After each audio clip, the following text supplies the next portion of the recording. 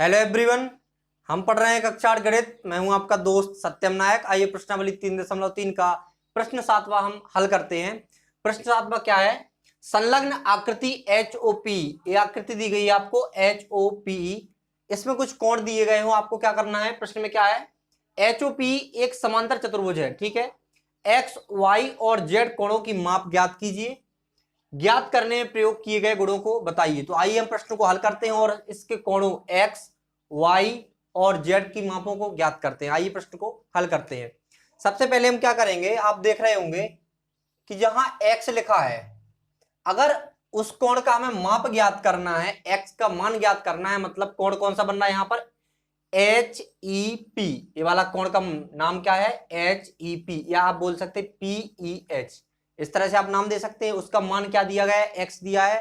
आपको x का मान पता करना है। तो आप क्या करेंगे, अगर आपको ये वाला इसका x का सम्मुख कोण पता चल जाएगा, ये वाला कोण अगर आपको पता चल जाएगा तो आप क्या कर सकते हैं, वही x के बराबर हो जाएगा, क्योंकि ये सम्मुख कोण है। और हम जानते हैं समांतर चतुर्भुज में जो सम्मुख कोण होते हैं वो क्या होते हैं? एक दूसरे के बराबर होते हैं, बराबर माप के होते हैं। तो यहां पर आप देख रहे होंगे, अगर हमें पता चल जाए तो हम इस x का मान निकाल सकते हैं। लेकिन इसका पता कैसे करेंगे? आपको पता है रैखिक युग्म के जो कोण होते हैं उनका योग कितना होता है? 180 डिग्री। तो अगर ये दोनों कोणों को हम बोला जाए तो ये कैसे है? रैखिक कोण है, एक ही रेखा पर किसी एक बिंदु पर बने हुए हैं। इस पूरे का मान 180 डिग्री होता है। और इस तरह का हमें, इस तरफ का हमें मान दिया है कि 70 डिग्री है, तो बाकी कितना होगा?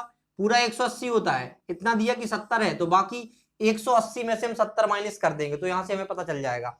तो इसी आधार पर रैखिक युग्म के कोणों के आधार पर हम क्या कर लेंगे? इसका मान निकाल लेंगे। तो आइए हम प्रश्न को क्या करते हैं? हल करते हैं।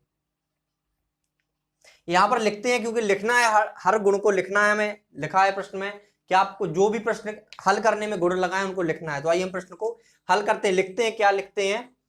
रैखिक युग्म के कोणों के मापों का योग कितना होता है? 180 डिग्री होता है। तो यहां पर लिखेंगे रैखिक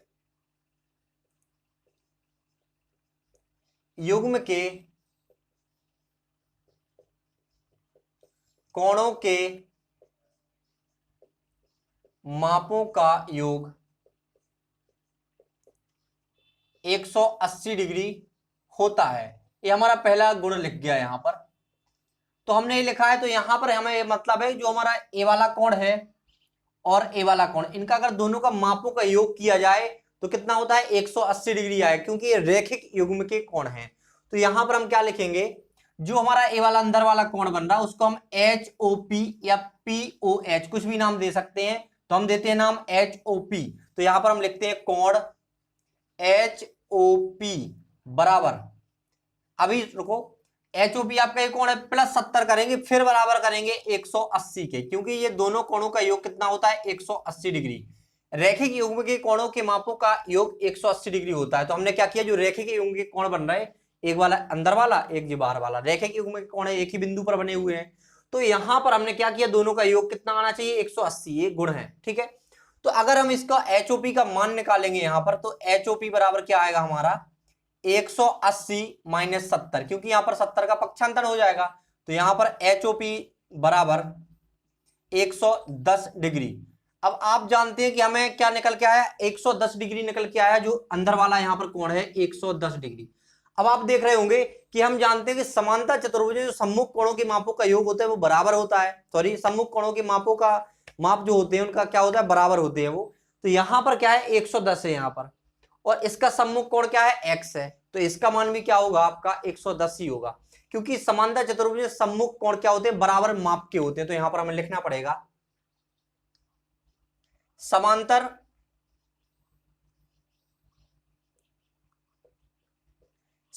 चतुर्भुज के सम्मुख, समांतर चतुर्भुज के सम्मुख कोणों, सम्मुख कोण यहां पर लिखेंगे समांतर चतुर्भुज के सम्मुख कोण बराबर माप के होते हैं, बराबर माप के होते हैं। अतः, इसके साथ यहां पर लिखेंगे अतः क्या है? HOP का सम्मुख क्या है? HOP का सम्मुख कोण है आपका HEP का मान क्या है, x है, तो यहां से हमें x का मान पता चल जाएगा। इसीलिए हमने एक कोण निकाला था, क्योंकि इसमें सम्मुख कोण हमें x का मान पता चल जाता है यहां से। तो आइए हम क्या करते हैं, लिखते हैं अतः कोण HOP बराबर, HOP बराबर क्या हो जाएगा, HEP, क्योंकि E बीच में आ रहा है, E पे कोण बन रहा, तो HEP हो जाएगा, कोण HEP हो गया आपका, HOP बराबर HEP, ये हो गया। अब HOP का मान आपको पता है कि 110 है, 110 बराबर हो जाएगा HEP का मान क्या दिया है, यहां पर x दिया है, तो x बराबर आपका क्या निकल के आया, 110। तो आपको जो x का मान पता चल गया वो क्या है, 110 डिग्री। तो यहां पर हम लिख देंगे x बराबर 110 डिग्री। यहां पर आपको इतना पता चल गया। अगर आप इसको देखें कोण y को, तो y का मान कैसे पता करेंगे हम, देखिए यहां पर ये आपका कोण क्या है, 40 है, और यहां पर एक कोण y है। अब आप देख रहे होंगे 40 और जो कोण y है वो दोनों एकांतर कोण है। इस तरह से जो कोण बनते हैं वो एकांतर कोण कहलाते हैं। और समांतर चतुर्भुज में क्या होता है, जो एकांतर कोणों की माप होती है वो बराबर होती है। तो यहां पर हम लिखेंगे समांतर चतुर्भुज के एकांतर कोणों की माप क्या होती है, बराबर होती है, वही लिखेंगे। इसलिए y बराबर भी क्या हो जाएगा, 40 हो जाएगा, क्योंकि इस तरह का कोण बनता है। देखिए यहां पर 40 है और यहां पर y है, तो इनका माप क्या होगा, बराबर होगा, क्योंकि ये कौन से कोण है, एकांतर कोण है। तो यहां पर हम लिखेंगे समांतर चतुर्भुज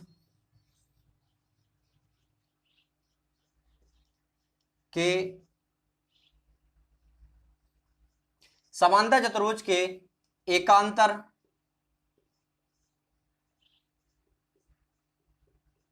कोणों का माप बराबर होता है।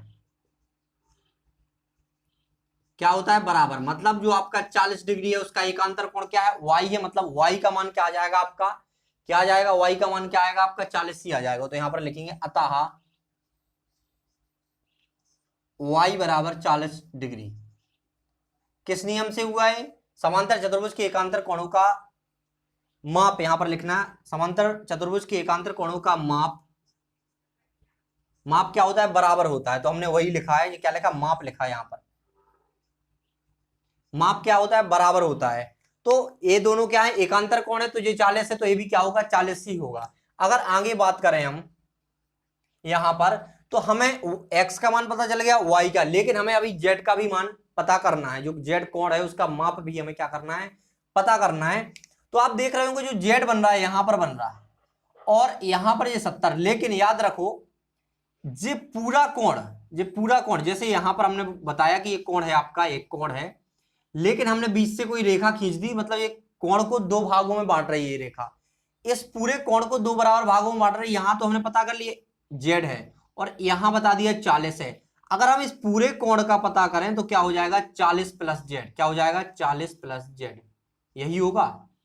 क्योंकि ये पूरा कोण तो क्या है, यहां पर इतना दे दिया 40 है, इतना दे दिया z है। अगर पूरा कोण पता करना चाहें तो 40 प्लस z कर देंगे। अगर z का मान पता चल जाएगा तो 40 में जोड़ देंगे तो पूरा कोण का मान पता चल जाएगा। यही क्या करना हमें। तो यहां पर अगर हम इस पूरे कोण को लेके चलें तो 40 प्लस z प्राप्त होगा। और आप देख रहे होंगे ये 70, और यहां पर जो पूरा कोण बन रहा है, ये पूरे कोण की बात हो रही है, 40 प्लस z जो कोण बन रहा है यहां पर, इतना पूरा कोण, तो वो इस कोण का संगत कोण है। और समांतर चतुर्भुज के जो संगत कोण होते हैं उनका माप भी क्या होता है, बराबर होता है। तो यहां पर हम लिखेंगे समांतर चतुर्भुज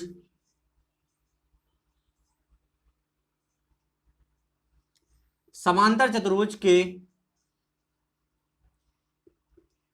संगत कोणों का माप बराबर होता है।